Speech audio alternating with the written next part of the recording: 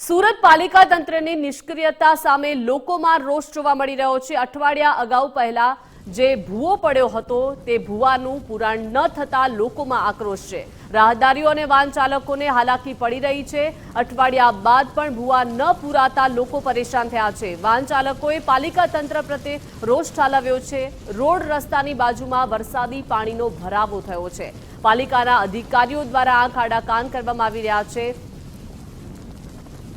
ત્યારે શું મનપાના અધિકારીઓ અકસ્માતની રાહ જોઈ રહ્યા છે તેવું પ્રતીત થઈ રહ્યું છે, કેમ કે રોડ પર ખાડાઓ પડી ગયા છે, પાણીનો ભરાવો થઈ રહ્યો છે। ત્યારે સવાલ લોકોમાં છે કે શું મનપાના અધિકારીઓ અકસ્માતની રાહ જોઈ રહ્યા છે? ભૂવા પૂરવામાં આટલી બધી આળસ કેમ રાખવામાં આવી રહી છે? શું નાગરિકોના જીવની મનપાને કોઈ જ કિંમત નથી? અગાઉ પડેલા ભૂવા કેમ હજુ સુધી નથી પૂરવામાં આવ્યા? શું અધિકારીઓ કચેરીમાં બેસીને માત્ર પગાર લે છે, કોઈ જ કામગીરી કરવામાં નથી આવતી? તેવું આ ઘટના પરથી પ્રતીત થઈ રહ્યું છે અને કરદાતાઓના ટેક્સના નાણાંનો ઉપયોગ આ રીતે કરશો તેવા પણ અનેક સવાલો છે। શું શહેરમાં રસ્તાઓનું સમારકામ ક્યારે કરવામાં આવશે? શું સુરત મનપાને જનતાની મુશ્કેલીઓ નથી દેખાતી? વારંવાર રજૂઆત છતાં કેમ કામગીરી કરવામાં નથી આવતી? કેમ કે એક અઠવાડિયા અગાઉ આ ભૂવો પડ્યો હતો જેનું પુરાણ નથી કરવામાં આવતું અને તેનો ભોગ લોકો બની રહ્યા છે। કરદાતાઓ ટેક્સ પણ ચૂકવે છે, પરંતુ નાણાંનો આ રીતે શું ઉપયોગ કરવામાં આવશે? વારંવાર જનતા રજૂઆત કરે છે, તેમ છતાં કામગીરી કેમ નથી કરવામાં આવતી?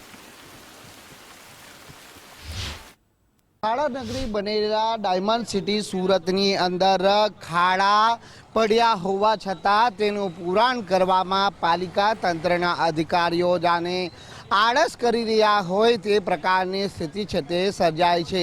જોઈ શકાય છે સુરતના ડિંડોલી વિસ્તારમાં કે જ્યાં અઠવાડિયા અગાઉ અહીં જે મસ્ત મોટો ભૂવો પડ્યો હતો અને તેમાં એક ટ્રક પણ ફસાઈ પડી હતી, છતાં પણ આ ઘટના બન્યા બાદ તંત્રના અધિકારીઓએ આ ઘટના પરથી બોધપાઠ લેવાના બદલે પરિસ્થિતિ ઠેરની ઠેર છે તે રાખી છે। એટલે તંત્રના અધિકારીઓની જે આળસ છે તે અહીં સ્પષ્ટ જોવા મળી રહી છે।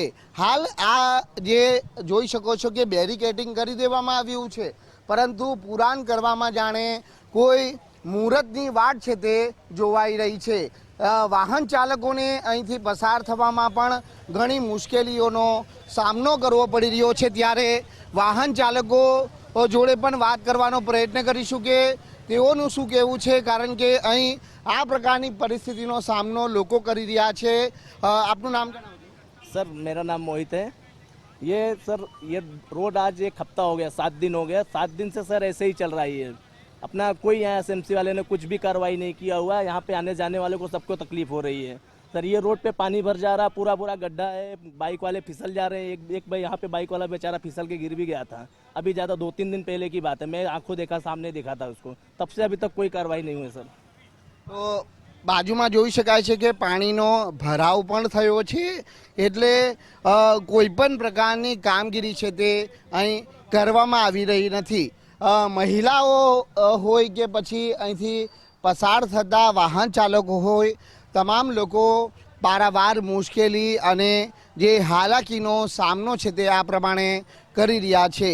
જોઈ શકાય છે કે વાહનોએ અન્ય સ્થળ પરથી પસાર થવાની ફરજ પડી રહી છે, એટલે કોઈક અકસ્માત જેવી ઘટના બને તેવી શક્યતાઓ પણ હાલ સેવા રહી છે। કેટલી મુશ્કેલી સાહેબ? અહીંયા રોજના પ્રોબ્લેમ ચાલે છે। આ રોડ પર લગભગ 15 દિવસથી આ ટ્રાફિકનો ઇસ્યુ આવે જ છે, તે છતાં કોઈ એક્શન લેવાતું નથી।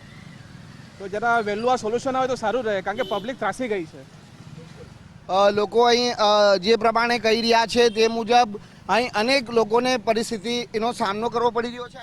અરે બહુ જ રસ્તો ખરાબ છે, જરા રિપેરિંગ કરે પણ અધૂરું મૂકીને ચાલ્યા જાય છે બધા લોકો, એટલે પબ્લિકને બહુ તકલીફ પડે, બહુ તકલીફ બધામાં। આ તો લગભગ બહુ ટાઈમથી કામ ચાલુ છે, પછી એકવાર રિપેર થયું પાછું બગડ્યું છે, હજુ કરે છે। તો વાહન ચાલકો જાતે કહી રહ્યા છે કે અનેક હાલાકી છે તે અહીંથી પસાર થતા વાહન ચાલકોને હાલ પડી રહી છે, છતાં તંત્રના અધિકારીઓના પેટનું પાણી સુધા હલતું નથી।